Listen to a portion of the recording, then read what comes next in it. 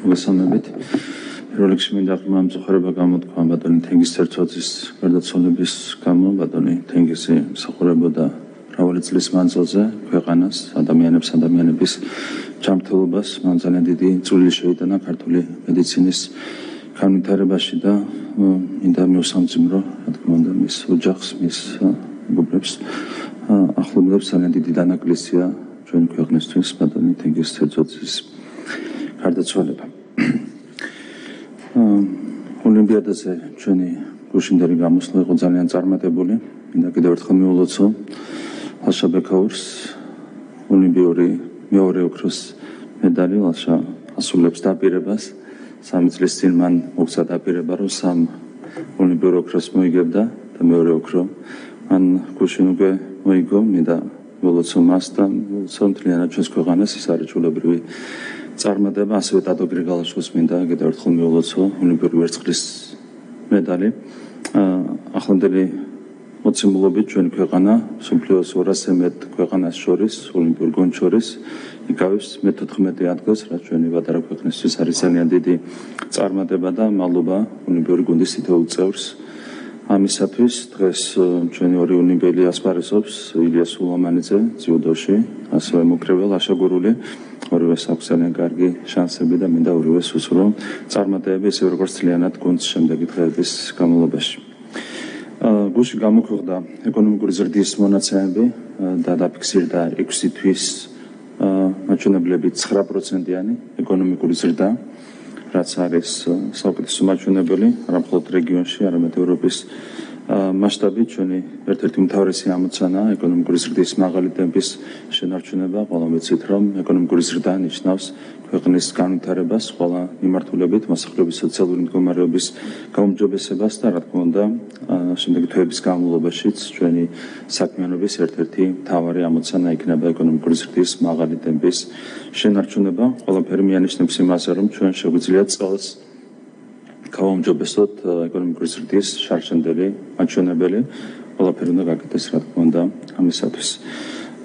რა თქმა უნდა, ამ ამოცანას ემსახურება ანაგლის პროექტის განხორციელებაც. აქვე კიდევ ერთხელ მინდა აღვნიშნო, რომ სახელმწიფომ მოიგო საარბიტრაჟო დავა, რაც არის ძალიან მნიშვნელოვანი იყო ეს ყველაფერი სახელმწიფოს ინტერესების დასაცავად.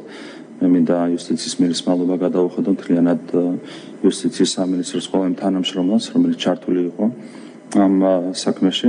სახელმწიფო იყო პირნათელი ანაგლის პროექტთან მიმართებით, როდესაც კონსორციუმი ვერ ასრულებდა საკუთარ ვალდებულებებს. ყველანაირი პირობა იყო შექმნილი მთავრობის მხრიდან კონსორციუმისთვის, იმისათვის რომ მას განეხორციელებინა პროექტი, თუმცა თქვენ იცით, რომ კონსორციუმმა საკუთარი ვალდებულება ვერ შეასრულა. ამ ფონზე მათ შეიტანეს საარბიტრაჟო სარჩელი, თუმცა იუსტიციის სამინისტრომ სათანადოდ დაიცვა სახელმწიფოს ინტერესები და საბოლოო ჯამში დადგინდა სიმართლე ამ საქმესთან დაკავშირებით. კიდევ ერთხელ მადლობა იუსტიციის მინისტრს, სამინისტროს ამისათვის.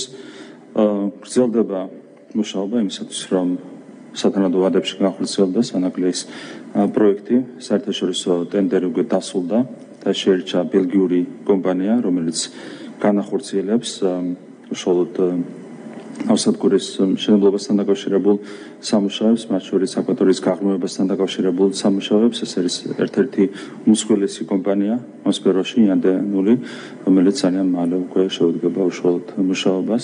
რა თქმა უნდა, ერთ-ერთი მთავარი პრიორიტეტია ჩვენთვის ანაგლის პროექტის განვითარება, რასაც ენიჭება განსაკუთრებული მნიშვნელობა ჩვენი ქვეყნის დაკავშირებადობის ფუნქციის განვითარებისთვის, შუა დერეფნის ინიციატივის ფარგლებში ჩვენი ფუნქციის განსაკუთრებით გამოკვეთისთვის. ყველაფერი გაკეთდება, რა თქმა უნდა, ამ პროექტის წარმატებით განსახორციელებლად. შემდეგ საკითხი, რომელსაც მინდა შევეხო, ეს არის რთველი. როგორც მოგეხსენება, წლიდან წლამდე ვითარდება ჩვენს ქვეყანაში მეღვინეობა, სახელმწიფოს ხარდაჭერა არის ძალიან დიდი. ამ დარგის მიმართ, ამ ხარდაჭერის შედეგად გაშენდა ახალი ვენახები, შეიქმნა ახალი საწარმოები, შეიქმნა ვენახების კადასტრი, გაუმჯობესდა ღვინის ხარისხი, წლიდან წლამდე უმჯობესდება ღვინის ხარისხი. საექსპერტო ბაზრების არეალი ძალიან მნიშვნელოვნად გაფართოვდა ამ წლების განმავლობაში და რეკორდულ რაოდენობამდე გაიზარდა ღვინის ექსპორტი, ღვინის მოსავალი და შესაბამისად ასევე ღვინის ექსპორტი, მუშაობს აგროკრედიტის და აგროდასხმების სისტემა, ყველაფერი კეთდება იმისათვის, რომ ეს დარგი წლიდან წლამდე განვითარდეს, ამისათვის განსაკუთრებული მადლობა გარემოს სტატუსისა და სოფლის მეურნეობის სამინისტროს. რაც შეეხება უშუალოდ რთველს, გვაქვს ძალიან კარგი მონაცემები, 2024 წელს ხორცილის საპროგნოზო მოსავალი შეადგენს დაახლოებით 300,000 ტონას, შესაბამისად ძალიან მნიშვნელოვანია სახელმწიფო მიიღოს ყველა ზომა იმისათვის, რომ ეს მოსავალი სათანადოდ დაბინავდეს, მოხდეს ამ მოსავლის სათანადოდ რეალიზაცია, ამისათვის განხორციელდება რთველის სუბსიდირება მიმდინარე წელსაც, იმისათვის, რომ სულ დაბინავდეს მოსავალი და ფერმერებმა მიიღონ ადეკვატური შემოსავალი, ასევე ღვინის ინდუსტრიამ შეძლოს ბოლო წლების სტაბილური განვითარების ტემპის შენარჩუნება, სახელმწიფო განახორციელებს ფინანსურ ინტერვენციას 20,000-ზე მეტ მემენახეს მოსავლის რეალიზაციის საშუალება მიეცემა უღალაფრის საფუძველზე, ასევე რთველში ჩართულ 500-მდე კომპანიას ექნება იმის საშუალება, რომ ქორწილის შეუფერხებლად შეწყება გადამუშავება განახორციელოს, ეს არის რა თქმა უნდა სუბსიდიის ამოცანა.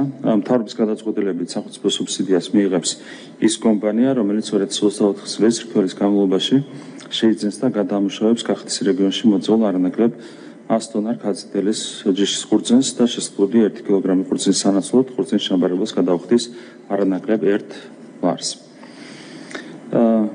კახეთის რეგიონში მეუნახის მიერ მოწეული ხურძის შესყიდვის სანაცვლოდ კომპანიებზე გასცემის სუბსიდია შეადგენს 1 კილოგრამ რქაწითელზე 20 თეთრს.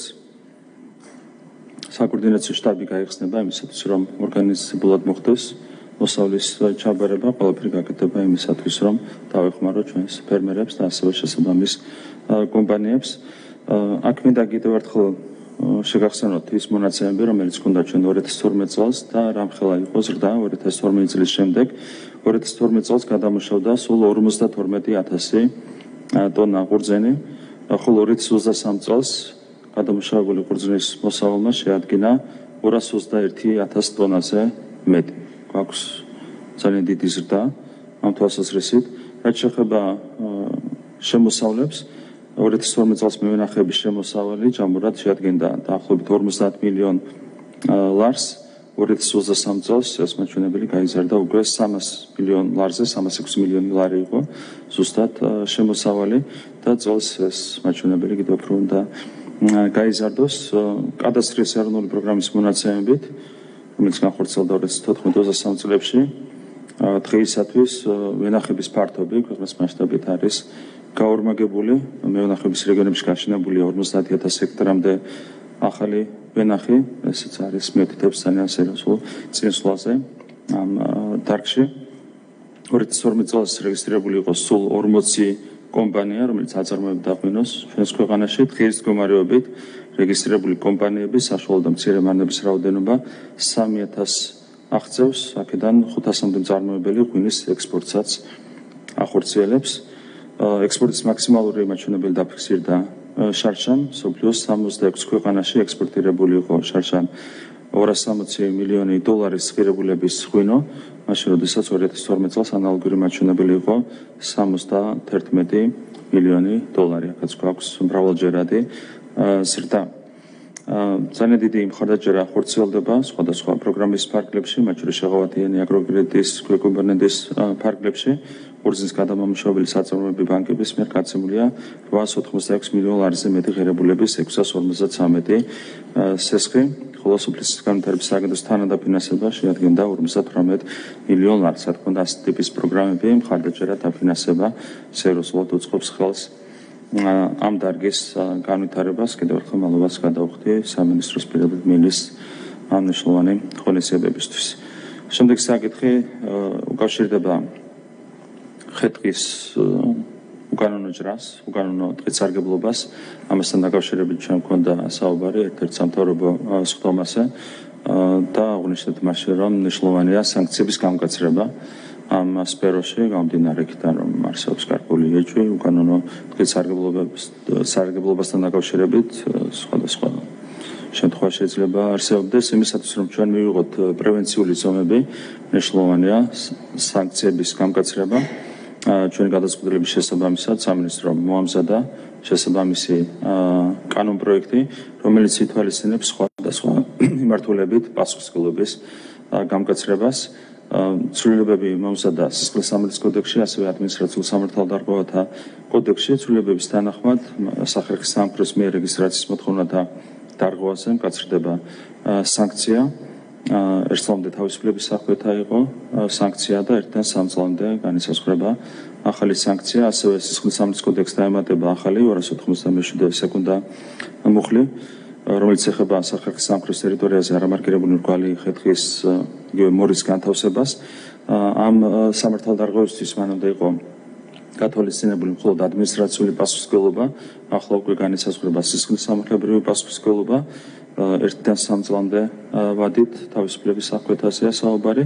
თუ დიდი ოდენობით ხდება მრგვალი ხე-ტყის უკანონოდ განთავსება, ამ შემთხვევაში 3-დან 5 წლამდე თავისუფლების სახვეთა არის სანქციად გათვალისწინებული. ასევე სანქციები მკაცრდება მერქნიანი მცენარის უკანონო გაჩხვასა და დამზადებაზე. ცვლილებებით ასევე დგინდება სისხლის სამართლის პასუხისმგებლობა სახელმწიფო ტყეში ან დაცულ ტერიტორიაზე მერქნიანი მცენარის დიდი ოდენობით უკანონო გაჩეხვისთვის 5-დან 7 წლამდე თავისუფლების სახვეთა იქნება გათვალისწინებული. ასევე სანქციები მკაცრდება მრგვალი ხე-ტყის უკანონო ტრანსპორტირებაზეც, აქაც არის კაცრი სანქცია 3-დან 5 წლამდე თავისუფლების სახვეთა. ეს კანონპროექტი ახლოს დღეებში დაინიცირდება ოფიციალურად საქართველოს პარლამენტში და გვაქვს რა თქმა უნდა საქართველოს პარლამენტის მხარდაჭერის იმედი. ტყე არის ის, რაც უნდა გავუფრთხილდეთ განსაკუთრებულად. ტყე არის განსაკუთრებული სიმდიდრე ჩვენი ქვეყნის, რომელიც ჩვენს მომავალ თაობებს უნდა შევანახოთ და სწორედ ამას ემსახურება ეს პრევენციული ზომები, რომლებიც დამუშავდა და რომლებიც აისახება შესაბამის კანონებში. და ბოლო საკითხი ეხება ანაცხოვრებად სტაჟირებას კურსდამთავრებულთათვის. ჩვენ დავამუშავეთ ეს საკითხი მამობა განათლებისა და მეცნიერების ახალგაზრდობის სამინისტროს ამისათვის და უკვე ცხადდება კონკურსი 2-დან 8 აგვისტოს ჩათვლით შეეძლებათ განაცხადების შემოდანა კურსდამთავრებულებს. მთავარი კრიტერიუმი, შერჩევის მთავარი კრიტერიუმი იქნება აკადემიური მოსწრება. ამასთან უწყებებმა სპეციფიკის შესაბამისად განსაზღვრეს დამატებით საკვალიფიკაციო მოთხოვნები. ჩატარდება 2-ეტაპიანი კონკურსი, საბუთების გადარჩევა, შემდეგ იქნება ასევე გასაუბრეები და მთლიანობაში 3000-მდე კურსდამთავრებული მიიღებს სტაჟირების გავლის შესაძლებლობას საჯარო სტრუქტურებში, რაც შექმნის მათთვის კარიერული წინსვლის მნიშვნელოვან საფუძველს. ისინი შევლენ, ასე ვთქვათ, საჯარო სამსახურის სისტემაში, გაიცნობიან საჯარო სამსახურის სისტემის ფუნქციონირებას, რამაც მომავალში ხელი უნდა შეუწყოს მათ კარიერულ წინსვლას და განვითარებას. ეს არის ის საკითხები, რაზეც მინდოდა დღეს მესაუბრა. შეგვიძლია გადავიდეთ სამუშაო რეჟიმს. დიდი მადლობა.